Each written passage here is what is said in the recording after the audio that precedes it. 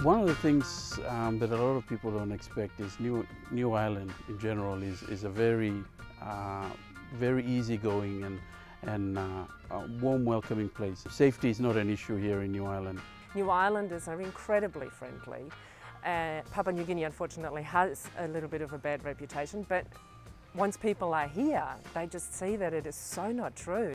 Quick take on PNG, I suppose, it is safe. People are warm, friendly, welcoming, certainly give more than they can afford to give, and I guess the simple pleasures up here, if you know what I mean. It's relatively undeveloped. Lisanong Island Resort is located just 20 minutes by boat from KVN town. The island's really small. We're talking about the size of a footy field actually, about 400 by 100 metres.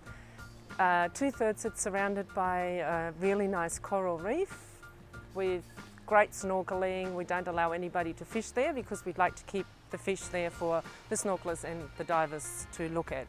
Papua New Guinea is part of the Coral Triangle, which has the highest biodiversity in marine life. And where we are, because we're fairly isolated here, there's not a lot of dive operators around. In fact, there's in KVN only 2. You don't find a lot of divers around, and therefore the coral and the fish life is still very pristine. This humble little property you're looking around at the moment, Smith's Island Retreat, it's probably been in operation 15 years, a little bit more, for a nice little town by the name of KVN.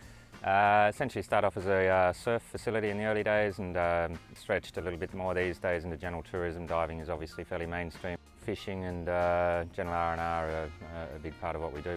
Pretty earthy, as you can probably see from around the place, but from a tourism perspective, yeah, I guess people call it eco or something along those lines. A long way from Port Moresby, but by the same token, still close to Australia. New Ireland's got a lot to offer in terms of aquatic sort of opportunity and relatively undeveloped, lovely spot.